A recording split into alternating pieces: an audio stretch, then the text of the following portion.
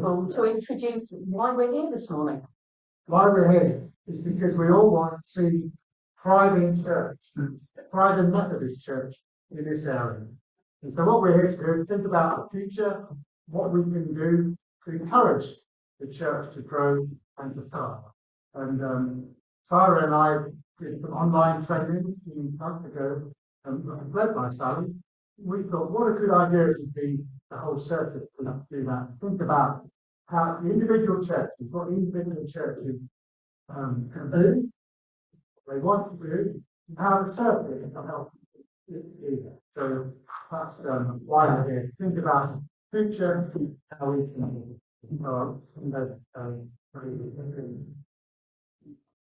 Thank you. I've met some of you before. Please make sure I'm not going to have one. For those who haven't met me, my name's Sally Rush and I'm a Learning and Development Officer with the Methodist Church. And one of the pieces of work that I work on together with my colleagues from Evangelism and Growth, as well as other members of the Learning Network, is mission planning.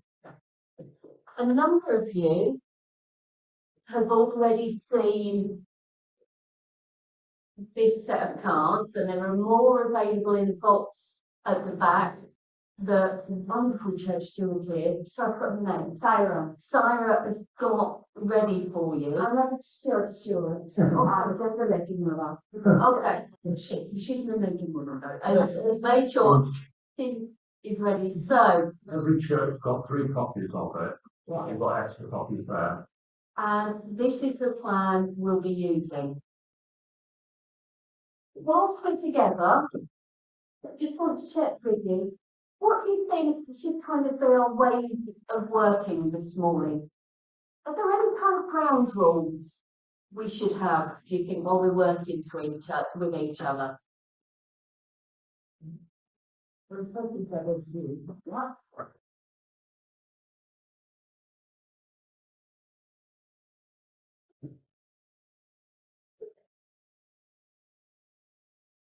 Let's sit over each other. Yeah.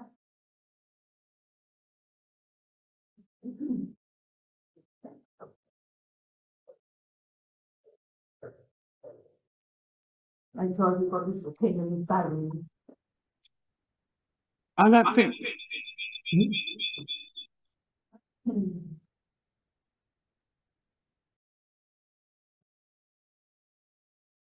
Could the speaker please repeat the words so that those of us online could hear it? Oh, right. We're just going through the ways of working and we're making sure everyone's opinion is valued, not speaking over each other and respecting each other's views. Anything else for our ways of working this morning? Open-minded. Sorry? Open-minded. Yep. Open-minded. And I'm adding, bear in mind our online audience as well.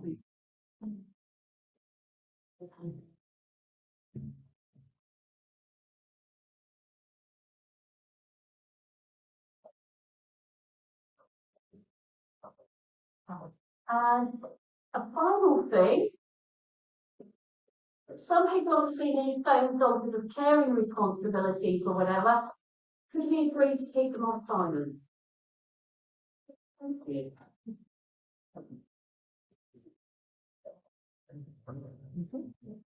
So we can keep them on silent, but keep them on vibrate or whatever, because I know there are situations where some people do need their phones because of the say caring responsibility or whatever. Also, because we're trying to work with equality and diversity, if anybody needs to get up and wander around or whatever, or get out whatever their equivalent of a fidget spinner is, or kind of fiddle with stuff, that's fine. Some people actually need to do that to concentrate. I won't be offended on this. Yes, but everybody speaks loudly because part of has got hearing. Okay, everybody's speaking loudly, and I'll try and be nearer the microphone as well. I'm going to start off, and I want you just in 2s or 3s with the people sitting here around you, about the current activities your church is involved in. And I know hopefully people will be sitting next to people from different churches. So thinking about current activities your church is involved in and sharing which event or activity you've been most proud of when you've gone to that church in the last 5 years. Be specific about a time, who was involved, and what was it that made you proud. So just a couple of minutes talking to each other. And if you're at home on your own online, actually just thinking about this yourself. What's your church involved in? And what are you most proud of? And why are you most proud of it that your church has done? So 2 or 3 chat to each other now.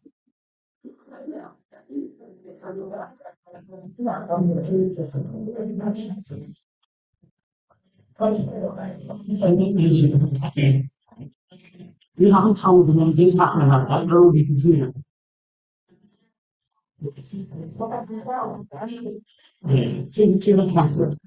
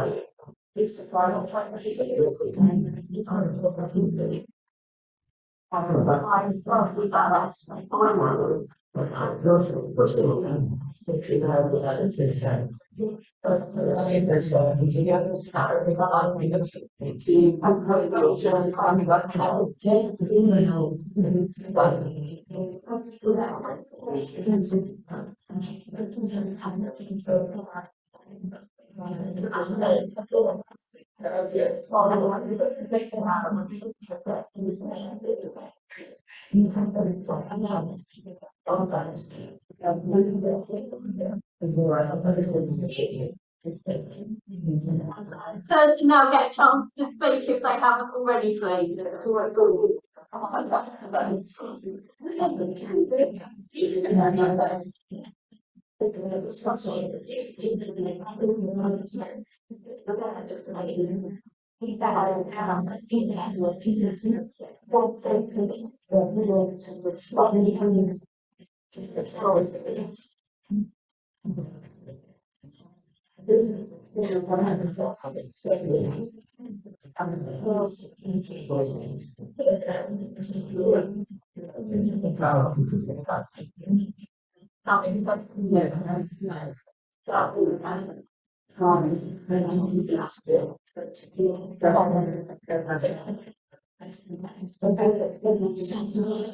On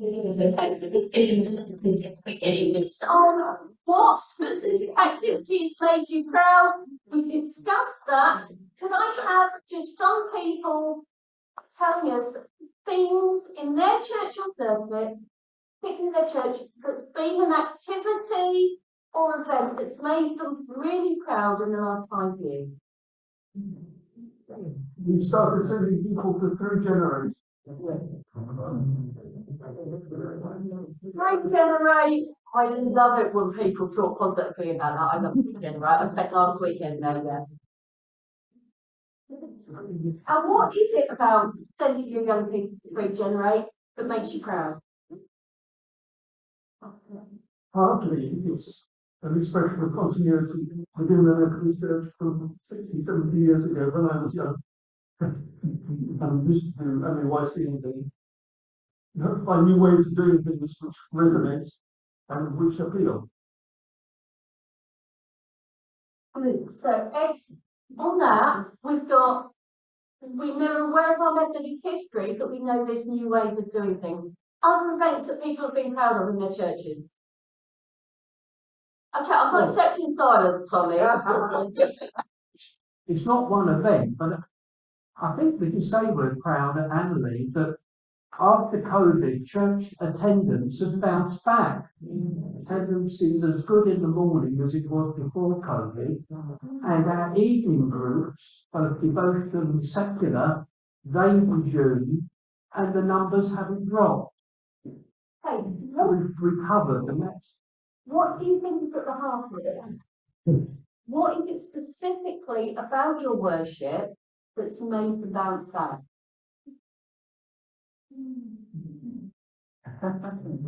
Well, loyalty, but I think if you were to ask each member of the congregation, they'd have a different answer. And sometimes there are a variety of reasons, and we don't always know. And a good thing to come out of that is sometimes we think we assume things about the communities we're working with or the congregations we're working with. You don't know unless you ask them, and that's going to come out of the session. I guess annually there is the family atmosphere, and that encourages people to come to church.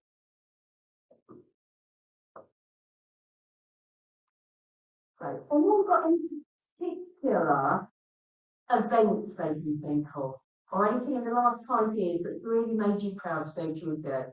And I will pick on different rows if nobody comes up with answers, because you're not telling me we've got 50 odd people here and only a few are proud of anything. That's bad, yeah. Last week we had a harvest bring and share lunch. And what was it that made you proud of that? It was very reminiscent of the heyday of the harvest bring and share. And bearing in mind the amount of problems we've got with our buildings, etc., etc., it was amazing that the amount of food that was brought and the amount of people that stayed. And the thing about that is people say they're going to bring certain things and then they bring totally different, things. So whatever they signed up for will not appear, but we know we will have enough.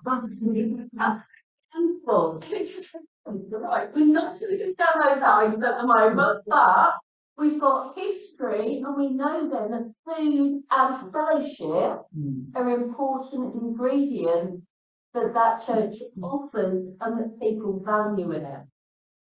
The reason we've looked at this partly is because we're very good starting looking at mission from a point of everything's not what it was years ago. It's doom and gloom. But actually you have things that are going well, things you're proud of, and things you know you do well.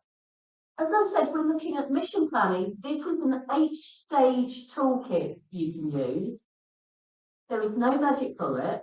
Let's be face it, if anybody knew the answer of how to bring everybody back to church, and everything would be transformed at the moment. This is a way forward. And it's about, what we're interested in is just not numerical growth, but qualitative growth, growth in people as disciples and sharing the gospel. As we go through, we'll think that it's not all about Sunday morning. Church happens throughout the week, different ways, different people.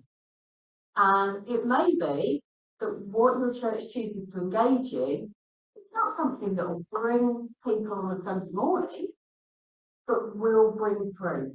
And we'll think about that as we go through this. So, as I go through this, I'm going to do it as 8 stages, but it's not like Lego. It's not you put one brick on top of the other and it's simple. This is messy. Bits will overlap. You'll feel like you're going forward on bits. You'll feel like you're going back on bits. But over a year to 18 months, this is something that's a way to go forward. But we are Methodists. And Methodists are good committee. And Methodists have CPD. And CPD says you need certain meetings at certain times of the year. And when you're deciding on your process, think about when those meetings are.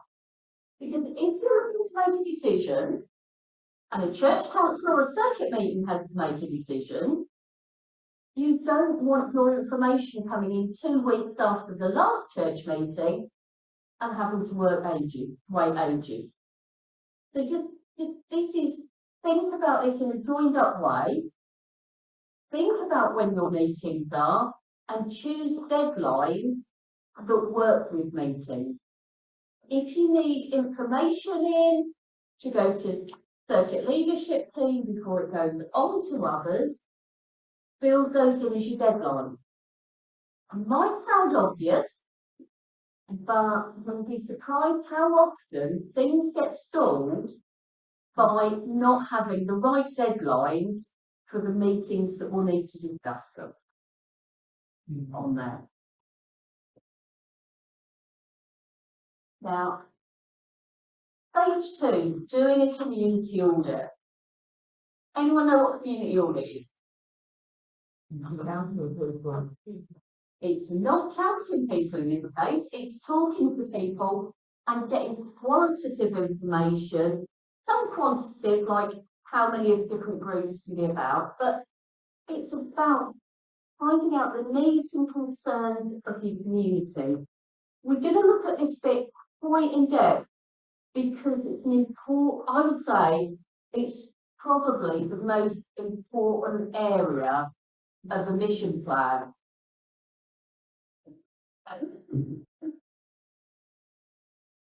You need to think about 4 key questions. I've got 4 questions for you to think about as we move into this.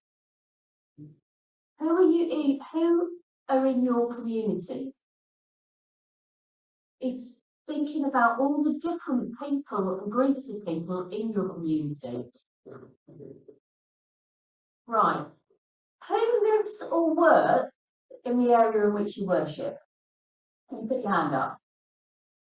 This is so much more encouraging than last time because that's we're kind of at least half of you live near your churches, and that means you will have relationships already. How many of you have friends who live in the area you worship? Even more than half. These, if the fact they go to church or not, these are people you can talk to and find out what they're concerned about. Regularly uses a business in the area you worship. Shop or post office or a big business or a cafe or coffee shop. Hands up again, please. Right, even a big number of you. The owners of those businesses know the concerns of the area. This is not about going and speaking to complete strangers. These are people you know and already have a relationship with you. Contact in the area where you worship like with local councillors or schools that you might have children, grandchildren in or anything like that. Pick up your hand, please. Okay, there are a fair sprinkling of you. All of those people you can talk to in your community audits. We can give you information about the local area.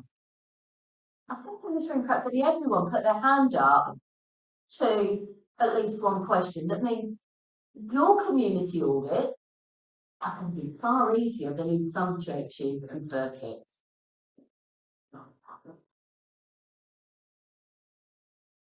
Right. In terms of who you're going to speak to, I'm going to ask you to identify specific people who you have contact with. And this is where there may be some moving about. If you're not sitting in your church with people from your church, can you move about so you're in church groups? We've got movable chairs that might be churches moved to different bits of the room. And can we have somebody to describe? I want you to think about particular names of people that come to mind if you know you've got links with either people or places. Can be congregation members who live very locally, existing user groups in your churches, other faith groups you have contact with, local businesses, local schools, colleges or youth centres, local healthcare providers, local residents associations, could be care homes or charities or names of friends who live in the area.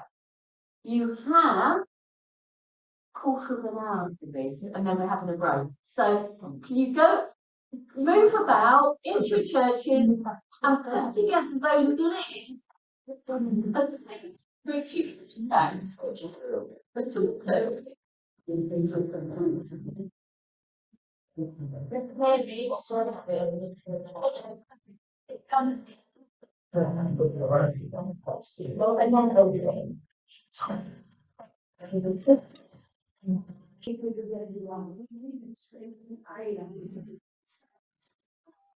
I'm going to go this side, sorry. So, welcome back, those of you who are online.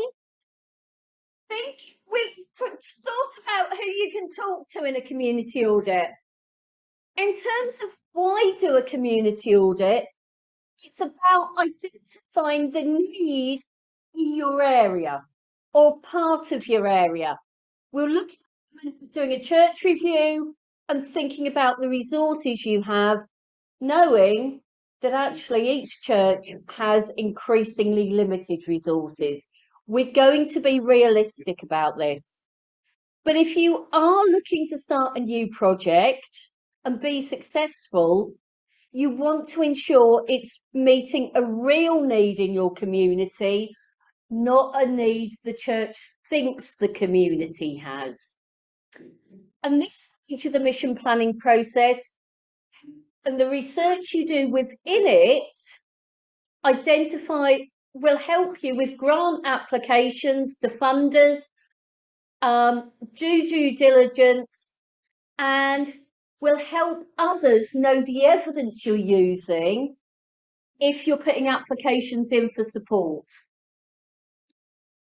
They help you demonstrate your case that a church project will make a difference in the lives of your community. Because that's what mission is about, joining in with what God is doing to make a difference in your community, not just to boost the numbers sitting in your church on a Sunday morning on there. And as well as speaking to people and asking questions, there's data you can go online and collect easily about the areas you're living in. There's a census, there's official statistics, there's information published by the council in local plans.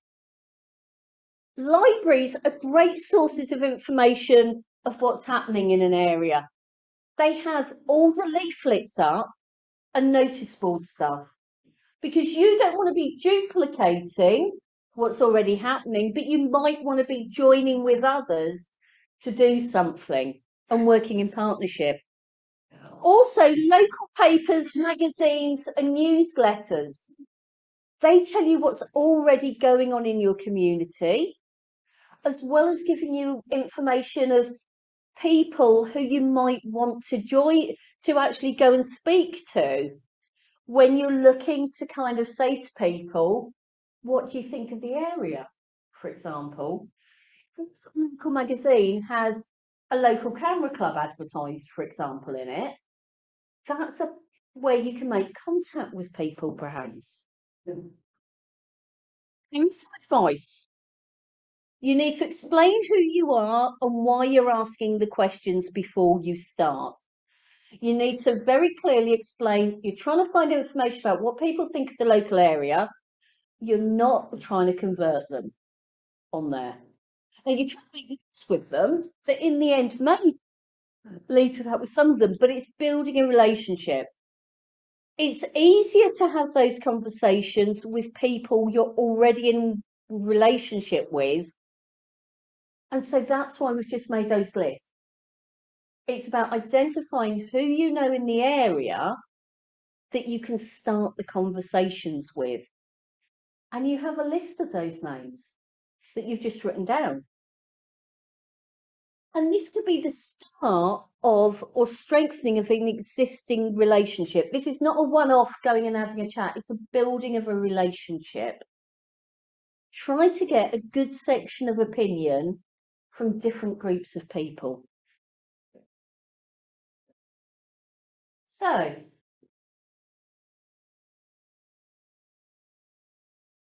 you're trying to find out what the needs are in your local area and what people think the church could be doing. What sort of questions might you start by asking?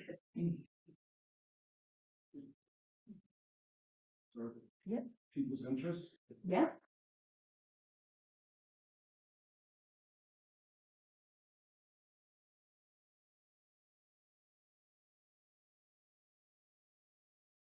What I'm interested in is a good question. Things like Lego Church that some churches are doing.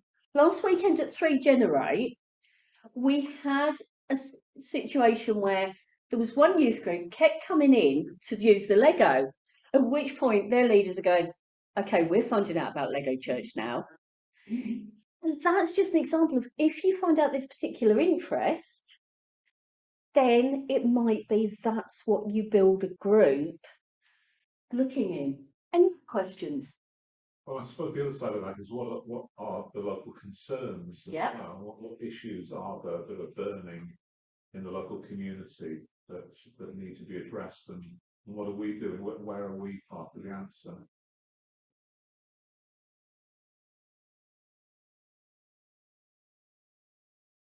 And I think all over London, but especially in this area, housing is an issue.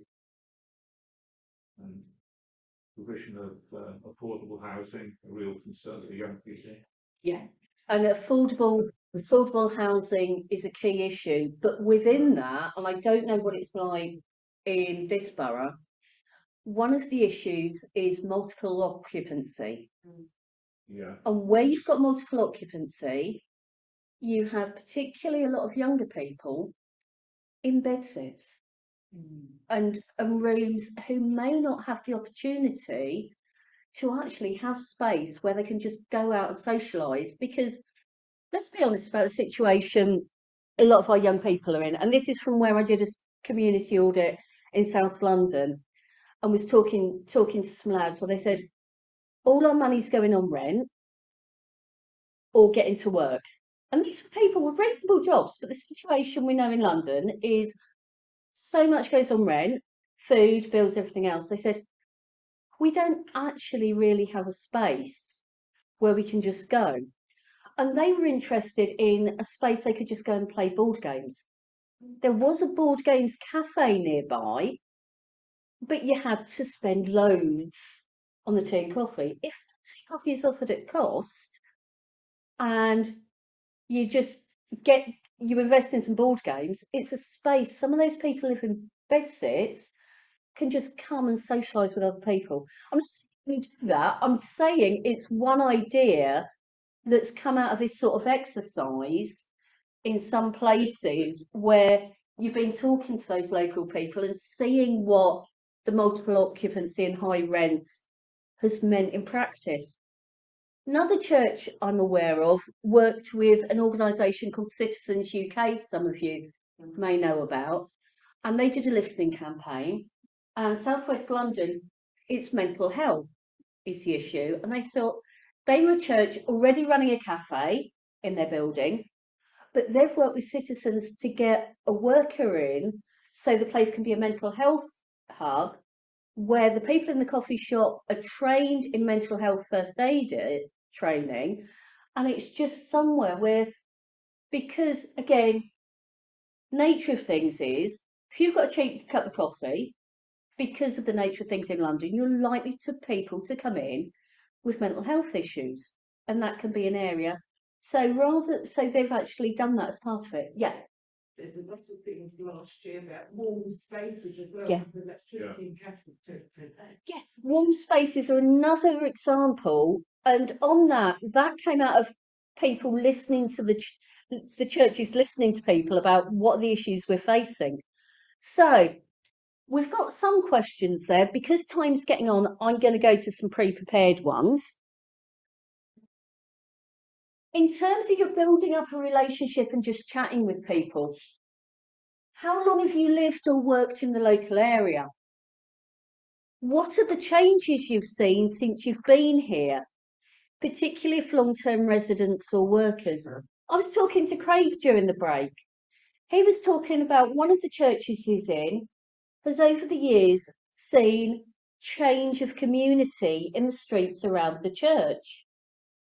And that's something, I mean, we know we're used to the person who will moan about that, but actually lots of people will say, you know what, 40 years ago, it was very different when I was here, but you can get all sorts of different food now. And actually, it's a different neighbourhood, but there's some good bits as well as bits I find difficult. And those are the types of conversations you can get into. Finding out why people decided to live or work in the area. Was it kind of, did they move because they wanted to? Are they here because they have to be? Are they just about managing? There's all sorts of things you can find out. Finding out what people like about the area. We focus on the problems all too often, and we'd not be honest if we said there weren't problems. But there are good things as well. And then asking about the problems, and also, what would you change about the area if you could? You've said before all this, you can't promise you're not doing loads of things. This is just information gathering, but you're finding out what the concerns are. And asking what sort of thing do you think the local church could be doing to support the area? Again, this is putting in all the caveats of we haven't got a lot of people, we haven't got that much money, but if we were to do one thing, what do you think that could be? And we're South London. We know one of the biggest problems we have at the moment is over the last decade or so, spaces for youth provision have been stripped. We know that as a result of that, you have more young people on the street hanging about wondering what to do, who get into drugs, or just because they're out on that street and they're scared because of what they know has happened to them and their friends, they carry thinking it's defence, not realising it's making them more vulnerable. It's making them more vulnerable of entering the justice system and ending up with serious conviction, as well as putting themselves lives at more danger of actually being stabbed and possibly killed. We know that's the situation for those young people. Could we be part of the solution if we worked with other people? I mean, as I say, this is where we can't do it all ourselves, and we'll look at further on thinking about who you can work with.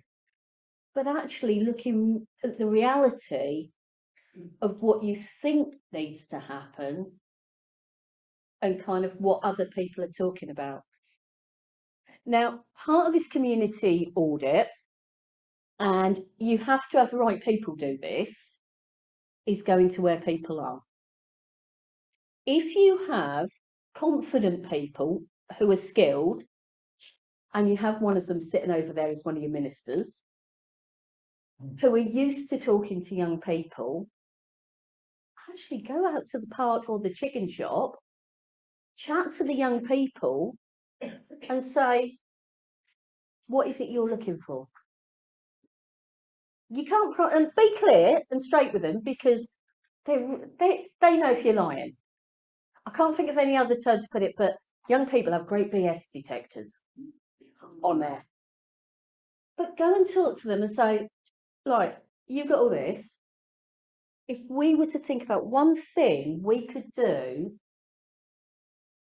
that actually might help you, in an ideal world, what would that be?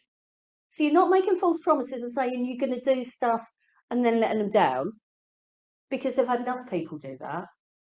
You're having that conversation with them and saying, look, we ain't got a lot of money, we ain't got a lot of people, but we want to know, what do you think that we would then take away, talk about, and see how we can do something based on that? Because there's an awful lot of people talk about young people. There's not that many talk to young people. But we've talked about the lack of resources. We move then on to a church review. And a church review is where you look honestly and realistically at what your strengths are, what your assets are, and so what you can offer to your community, but also what you have a lack of. So be honest and realistic about what you have in terms of time, skills, and money. And there are three groups of people, I would say, in most churches at the moment. There are those churches that actually have a fair bit of money, but no people with time, because either you've got a group who are getting older and have on there, or you've got the newly retired who are having to look after grandchildren because they are the childcare provider now, or you get people working shifts to try and get enough money to pay the rents in London. This is the work. So actually, there's those groups of people. Be honest about that. But you will still have something. One of the things we often have is space, buildings. Sometimes we can work with other people and other organisations to make use of those buildings. Not all volunteers have to be the people in the church. You need some volunteers in the church. You need the processes in place so you don't just have anybody coming in, still do your DBS checks, everything else. Church I mentioned with a coffee shop that's in a mental health hub. I was walking past the stationers opposite that church the other day and saw they'd put a poster up in there about, do you fancy volunteering with our coffee shop? They do interviewing, job description of what it is voluntarily they're being involved in, do the DBS checks, but they invite the community. Do you want to be part of what we're doing? Because they know they've not got enough volunteers in the church to man it, but they want to build those links as well. And building links with people builds relationship. Really important. Trust that God is not done with you yet. There is a part for you and your church to play in God's mission. And I'm going to talk to those of you who are a lot older now and maybe getting to the stage of realising you can't do what you did 20 years ago. And there's no way you can be doing lots of things. You can still pray. Everything needs to be grounded in prayer. You may not physically be able to do what you could, but if you can be a prayer warrior and pray for that project, that's a really important role. So everybody has a part. Also think about your communication, including those outside church. Some churches are really good at working like social clubs, so people in the church know exactly what's happening, but they don't communicate to outside the church. What's your website like? If somebody moves into an area, we know shifting populations, people move out of South London. Our website's absolutely awful. So that might, in terms of low-hanging fruit, and it's something that the digital department of the church centrally has got people who can help you on there. Pictures are dreadful. Website. When this was not an activity. This was making a point. Yes. First point, anyone now who's new to the area, if they're looking for a church, is going to go online. If you and it's an easy win. Yeah. If you one person who's willing to keep it up to date, as well as the thing, and think about social media. How in areas that you know have Facebook or WhatsApp groups amongst local residents? Yes, I mean, those are places you can communicate about what the church is putting on. To give an example of how that can work in practice, I live in one of those very middle class closes where people know far too much about each other.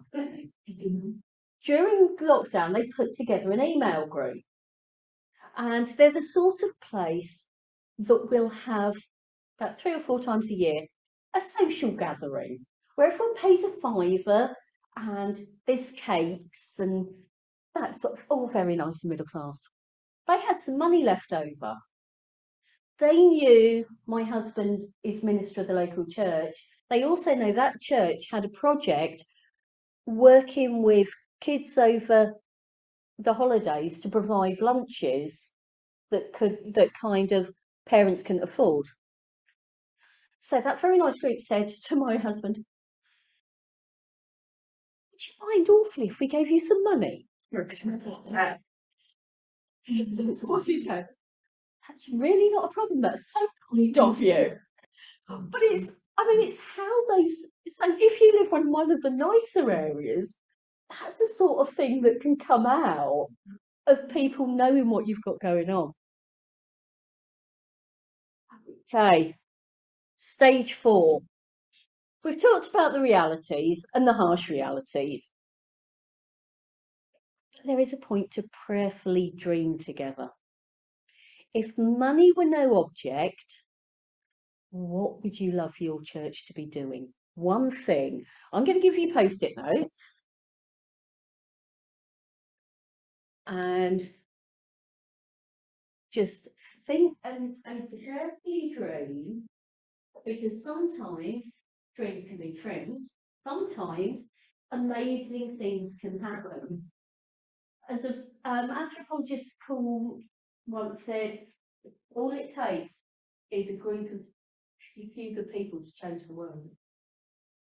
You look at that, at the moment you're dreaming into future. Yes. At the moment, what this is actually showing is you're doing this partly to show how everybody can get involved and share a dream, because children can. Doing it this way, where people can draw or write, is a really good way to get views of children in your churches as well. So this is just illustrating the power of the post-it.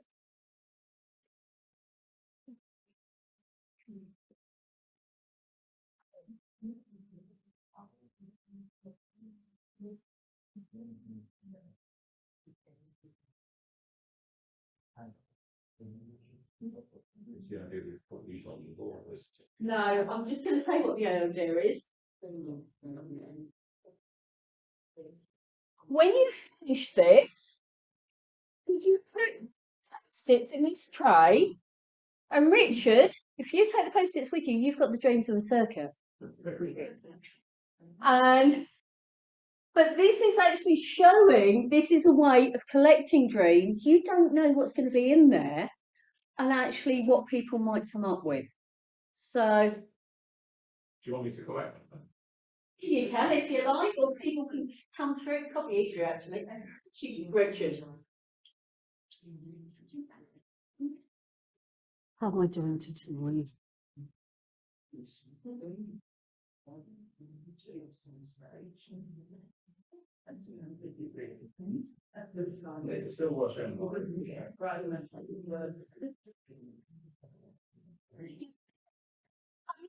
Partly to illustrate at the moment, so if we can, for a quick idea, that would be useful.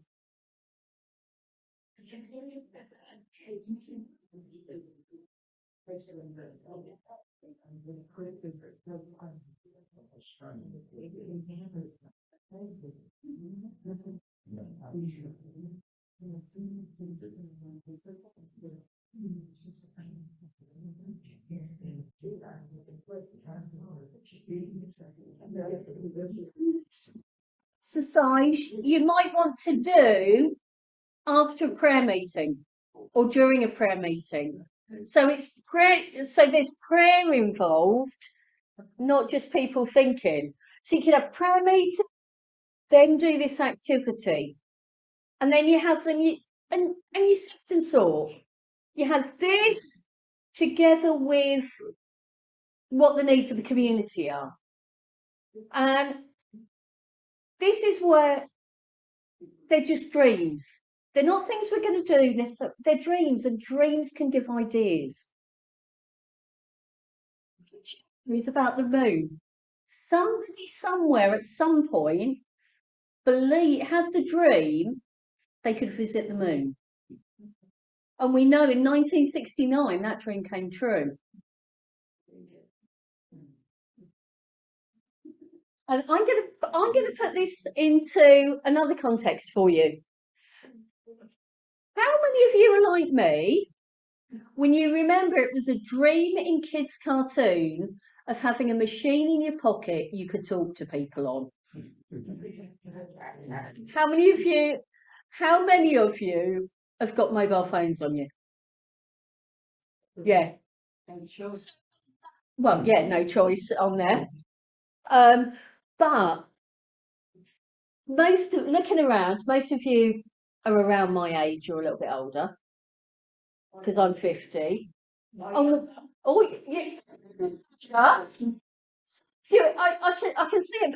I can see about 10 of you who may be young.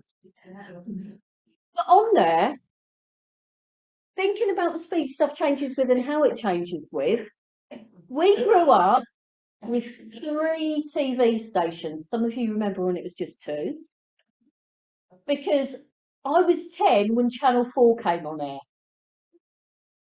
You will all remember when you got your first mobile phone that probably you could text, take a call and play Snake. You remember the introduction of the ZX86. You now have, all right, some of you are too young, but even then, for those of you who are young, think about how in the last 25 years, the internet has developed.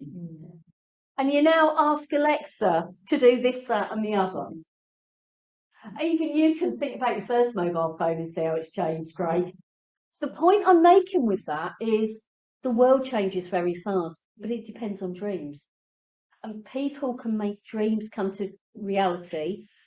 We have technology now that can help us do things that we never even dream of.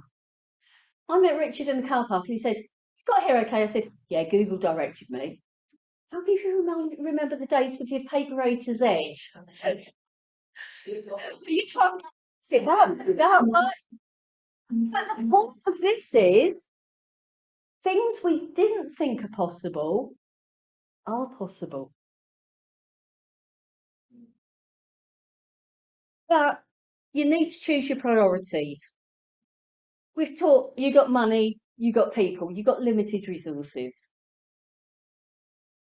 You need to think about how you're going to choose what to concentrate and what might need to be let go of to move forward. You've got your people's dreams, you've got your church review, you've got your data from a community audit, you've got all these wonderful ideas. You could probably make a wall with the names of the different ideas. You need to narrow it down to certainly no more than 3, probably 1 or 2. And just decide which is the right one. You also need to decide, is there something the church is currently doing that's not being fruitful, and you're just carry on doing it because it's always been done by people who remember, and it might now be down to 1 or 2 people. Do you actually need to let that go so something new can happen? They're not easy conversations. Emotions, memories are tied up with those activities. I mean, I know in more than one church, you have what started off as a youth group, that then became the Young Mums Club, that is now the wives group, or something like that. And you've got less and less people going to it. There's so much memory there, but actually it's taking time, it's taking resources. Is it time for that type of activity to be, say, okay, it's served us faithfully, is it time to let that go and see what's new? They're not easy conversations, they hurt people, so they have to be taken sensitively and actually explained why, give people the opportunity of new roles. But they're important when we're thinking about our priorities. It's better to do one thing really well than 3 things badly. If you choose too many things off your list, you won't do them well, because there won't be enough time, there won't be enough energy. Choose your priority and work to do it to the best you can.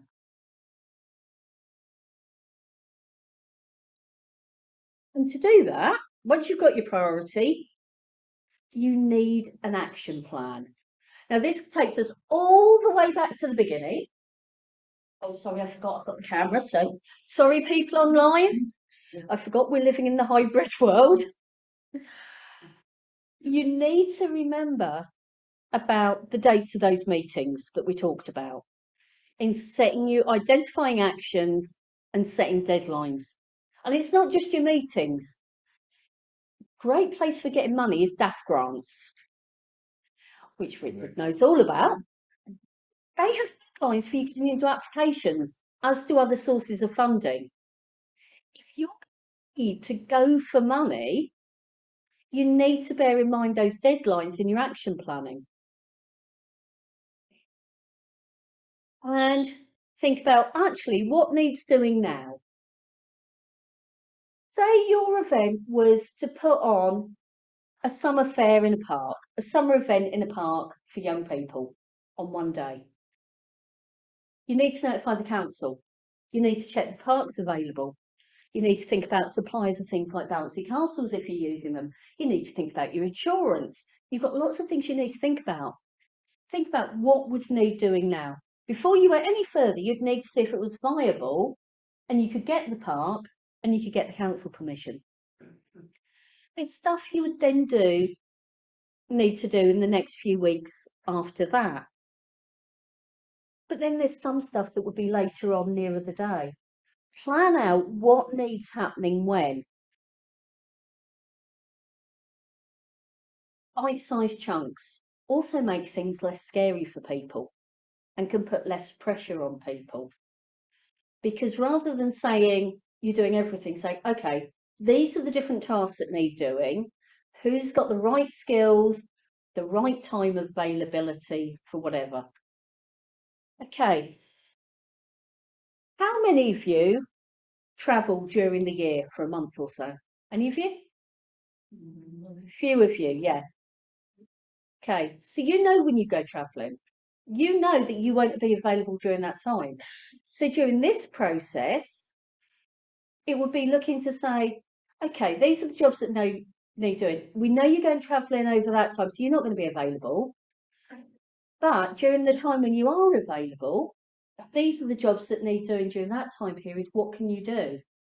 So rather than people saying, no, I can't be involved, I'm travelling, of when the event is, actually, it's easier for you to be involved by actually thinking what needs doing at the time I'm available. Because often we just say, can somebody help with? And if the date is a date you know you're on holiday or visiting or off with work or whatever, you say, no, I can't. But if you do this way, you're working out when you can help with it, even if it's not like the whole event. So I'm a great believer that if we used our calendars more smartly, and when we're thinking about planning and activities, we could actually get more people involved in small chunks and get more done. Also think who's got the right skills. Most churches will have somebody who's incredibly good but incredibly busy, and if you say, can you do X, will put up their hand. We know the people like that. Our churches depend on them, but they're not always the right person. There might be the person who doesn't put up their hand, who actually needs you, but has the skills, and you need to go along to and say very quietly, we've got this job. This is how long it will take. This is when it needs doing. Are you able to help? And that approach can make a huge difference. Now, you have to be very gentle with the person who puts up their hand to everything, but there's some job they're really good at and something in the plan that they can really contribute and run with. And so you say, no, we don't actually, not that, but can you do this? And so everybody's involved, but with the skills they have. Because I'm going to be blunt here. Craig and Richard know me well enough to know that I say it is how I sometimes. How many of us lose our professional brains when we walk into church? During the week, we do whatever. If we're a security guard, we have amazing communication skills on there. If we work in the NHS, we're doing amazing things, people's lives depend on us. We walk into church and suddenly it's like we lose all intelligence and become kids. And we just, I mean, we think suddenly, oh, at church you're told what to do, you're told when to stand up and sit down, and like you lose your whole brain. If we bring the whole of our skills into church and get rid of that mindset of we come here in a passive way, but say, right, we're a professional. Outside the church, I do this. Might not necessarily want to do it in church. Key thing, just because someone's a teacher does not mean they will want to do Sunday school in the youth. They might want to do something completely different at the weekend. But they will have a whole skill set. Use the skill set. Use the skill set you have in your churches on there. And think about what strengths and weaknesses are. Okay, we are getting towards the end now. But consider the fruit. Think about what you want to achieve as a result of the project or activity. And I'll tell you now, if all you want to achieve is people in your church on a Sunday morning, with very few exceptions, I'd say don't do the project, because that ain't going to work. We do want people to engage with our churches, but for many of them, Sunday morning just doesn't work anymore. And actually, mission and what God does is about making people whole, building disciples, changing lives. Life doesn't, a few people, but not many people, life doesn't change because they come and sit in the church on a Sunday morning. Life changes because they engage with the living God. And they engage with the living God whose Holy Spirit changes lives and engages people. So think about the fruit, and fruit does not come in the form of numbers. If you just want numerical growth, that's not about changing lives. I want to give it's what do you want to happen in your churches and communities as a result of this? I'm going to give you an example. You might decide you want the young people in your area to grow in confidence, increase their well-being, and make better decisions. Now, you might decide the way to help that happen is a youth club.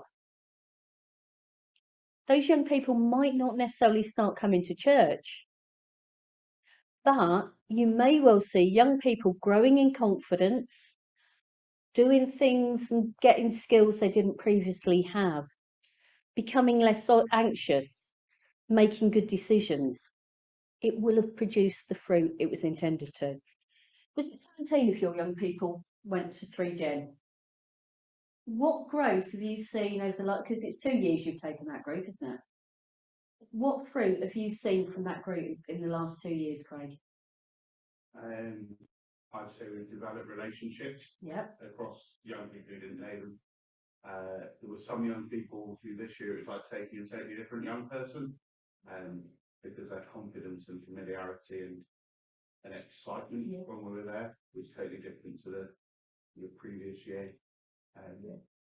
And they have been able to experience worship, church and their faith in very different ways than they're often enabled to do in local church.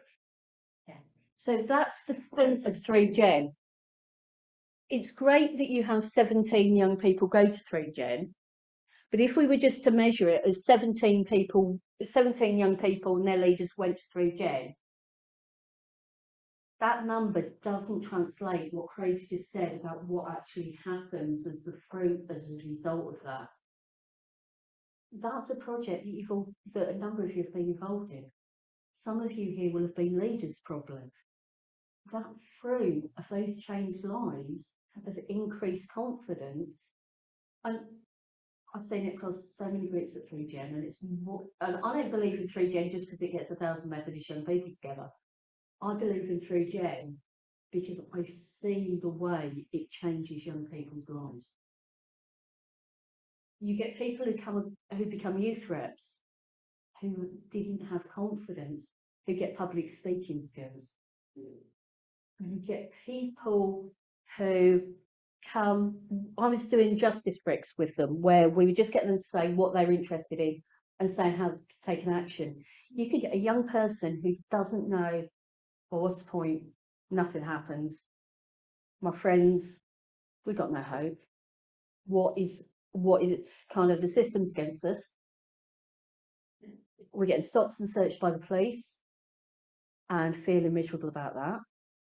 That is the reality of some young people. So if you say to them, okay, these are your rights, but these are ways you can work with the police to communicate with them, engage in trying to make things better for young people in your community, that's where fruit starts to happen. Sorry, I have, as you can probably tell, I have a passion for young people, which is why a number of the examples I've been given for that. But it's an example. Older people. Might be you decide to start a project for older people. The fruit you might want to see is an older person being less isolated. So it's not about getting an old person in your building. The fruit is about giving that old person somebody to talk to, making them feel they're part of a community again and not just isolated in their room with the TV as the only other voice they hear. Those are just examples, but do you get what I'm saying about fruit isn't just about numbers? And so this is why considering the fruit is important. Right, you've done this, you're a year, 18 months down the line. You need to look back at the results of what you've done and review the church. I hope you will have made mistakes. The reason I say I hope you will make mistakes is most things, if you're doing them well and taking risks, there will be mistakes you learn from. Most of us don't do things perfectly. There are things we can learn from. Okay?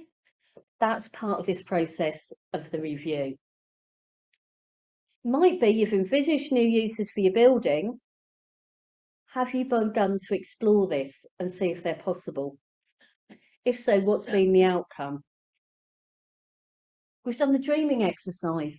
Have the dreams changed as a result of what's happened in the previous year? Have any started to come true?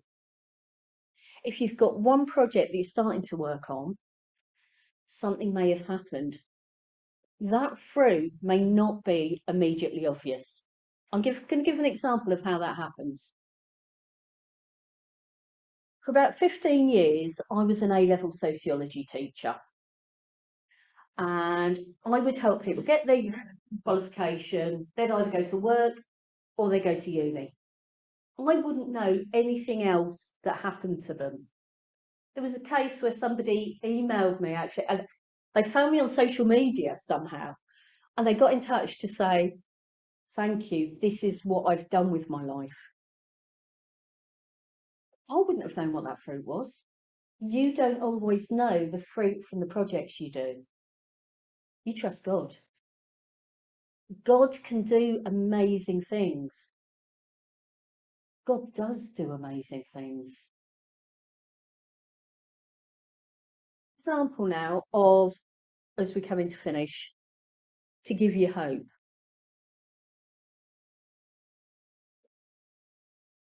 On there, you will have had young people grow up in this church who go on your churches and in this circuit, who may have left this place when they went away somewhere else, might have gone to another church, might not. But you know the fruit they may have gone on to do with their lives, in their professional careers, with the values that they actually got in the church when they were young. How many of you heard of Marcus Rashford, who plays for Man U? Yes. Marcus Rashford, he plays for Manchester United. He's a footballer. Played for England last night. Plays footballer. Got the government to change their mind about providing school meals. Yeah. He did that because the values he'd been brought up with and the experiences he brought up with, he didn't let those go when he started earning millions. He kept hold of them, but he used his position. Just, that's some things to think about. And we're in a different place now to where you might think we are. When I was young, back in the day, if you told me there would be #1 pop stars with albums out singing about their faith, I would have said, well, yeah, Cliff Richard's rubbish anyway. A view that changed over time. But these days we have Stormzy and other artists who sing about their faith to our young people and are out there in the mainstream culture. There are young people who have two Stormzy albums. They have Blinded by Your Grace on the one before last and Holy Spirit on the last one. They are listening to Christian music in the mainstream. So when we're talking about faith, they're actually in more of a position to get it because of what they've been listening to than we would have done at that age. People same literacy about the Bible and things, but if you can connect in what you're doing with your communities from their perspective, not yours, it helps you. So I've gone off slightly on this, but looking at the priorities of the mission plan, when you're doing your review, are those still the things you believe God would have you focus on, or are they changed? Is there work to do on your priorities? Looking at the actions, did everybody do what they were committed to do? If not, is there anything not done which needs to go into the new action plan? And when you're looking at why people didn't do what they committed to do, don't go into it with a judgment of they didn't do it. They might have had a relative who had a serious illness that actually that relative said to that person, I don't want everyone to know my business. So you may not know what's going on in that person's life and why they couldn't do it. Don't immediately think they were lazy. Too often churches have been breeding grounds for judgment. And not positive judgment, but what you do is you look at, okay, why didn't that happen? And how can we make it happen if it's still relevant? Some of this requires a change of attitude. It's a bit like not forgetting our professional selves when we work into church. For this type of mission plan to work, we need a slight culture change. And a culture change of actually looking out for each other, looking at small chunks, and actually thinking what's best for the community, not just what's best for the church. Because God can be doing things in the community that actually will mean the church has to change. But most importantly, what fruit have you seen and what's there to celebrate? Might be one life that's changed. That one life, God cherishes. So you might not think we didn't have 20 people come into our church. I'm going to ask you bluntly, what is more important? 20 people come and sit on a Sunday who might not be doing anything, or one life completely transformed by Jesus? Because too often we've wanted the 20 people sitting in there, might not be engaging or volunteering at all or doing it on a Sunday, might be just there to sing the hymns. We've cared more about whether we've got 20 new people than whether lives are really changed by Jesus. Those are things to care about. Anyway, I've gone on a lot. I have got a train to Birmingham to get quite soon, so we only have about 10 minutes for questions, I'm afraid. Questions? Can you tell us a little bit something about these packs and how we can use them? Yeah. The first half of these packs give you more detail of what I've just done. Basically, I've used this pack this morning to go through. They tell you about each of these steps. But they also, particularly the second half, gives you some more information on how to do this and actually more in-depth questions. So they go through each of the 8 steps I talked through in order, and basically these cards are aids for going through what I've talked about. And that's online as well, isn't it? It is online as well, yes. Yeah. And these are things that you can use within your meetings to go through the various stages. Is that on the Connectional website? It's on the Connectional website under Mission Planning Toolkit, where you'll also find videos of some of the things I've said. Other questions? I have a question. Yeah. Charles? We're talking about the future of the church. The church is dwindling. You have more thoughts about the youth part, which is very, very. No, that was just me giving examples. This can be used for all parts, but carry on, Charles. Okay. Yes, for the church, when we talk about the future, we are also definitely looking at what will the church be after all of us have gone. So the youth. Now, what do you think? My question is, what do you think about the teaching in universities and different institutions where you have people, those who are teaching, who are not really, whose minds are not Christian? That's totally what we're talking about. Charles, but yeah. Okay, can you answer that question on there? and say, God works through people, and God works through people in different ways. You don't know what that person's relationship with God is on one level. Also, universities teach one set of people. In terms of theology and God, I'm going to be controversial here and say more people learn stuff about the church from BBC TV when they're doing a show like The Pilgrimage than universities. But on there,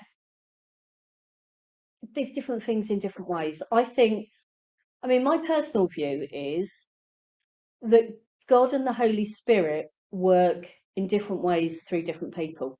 I'm going to use my dad as an example here, because my dad's a poet and storyteller. He's not a Christian. And then part of the reason he's not a Christian is because he was disillusioned with church at a young age. And he can also, and because he was a history student, he looked at some of the failings of the church. But my dad has been in one of the prisons he was working in. He did a term's worth of Bible studies looking at the Bible through stories. He's been on mission with his friend, who's a pastor, who, when he went to stay with him in America, said, "We're going building houses. Do you want to join us?" And my dad went on mission. And there's these various other examples. And my dad, because he knew I was Christian as a kid, and he was a good parent who wanted to keep in touch with me, was giving me books that I would now put under radical theology.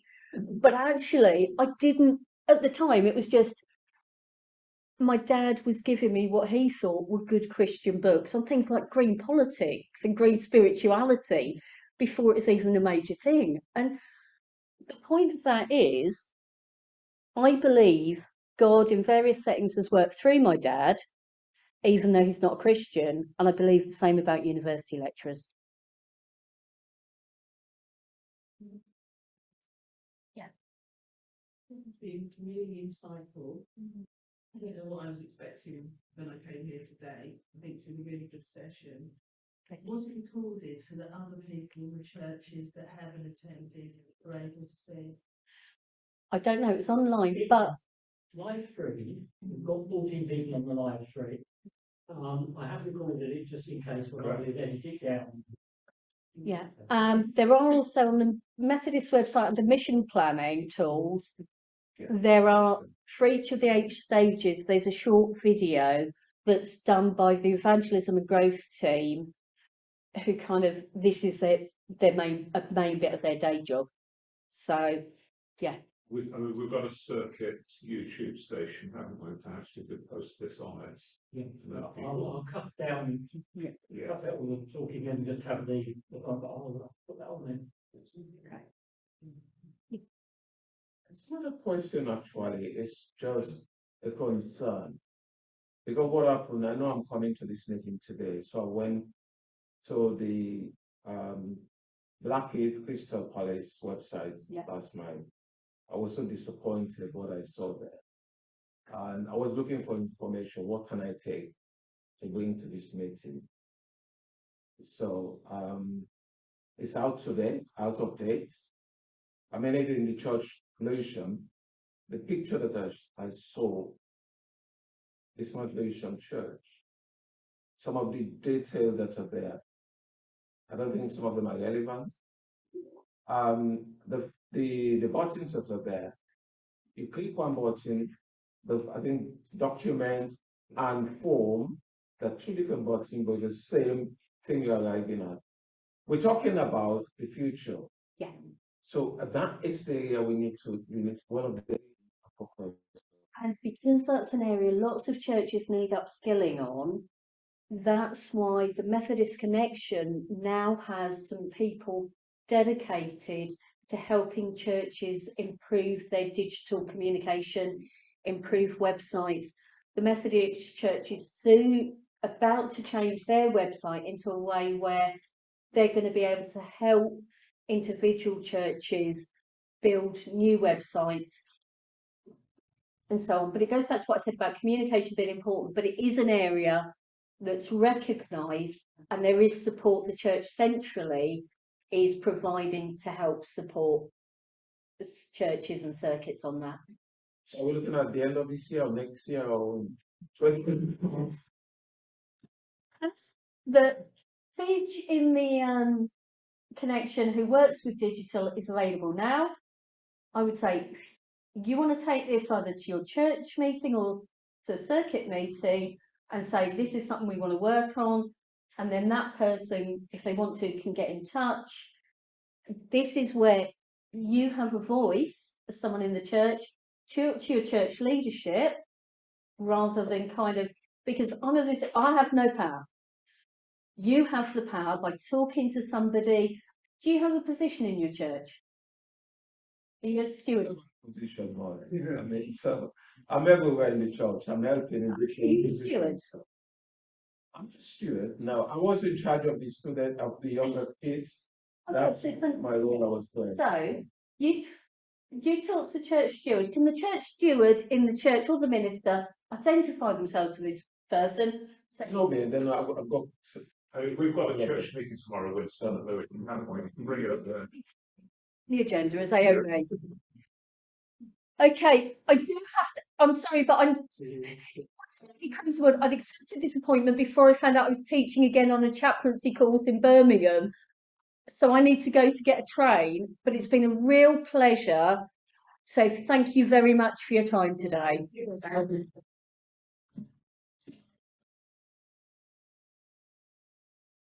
Sally, for the lively, thought-provoking and jovial manner in which you've spoken to us today. You've given us a lot to think and reflect upon.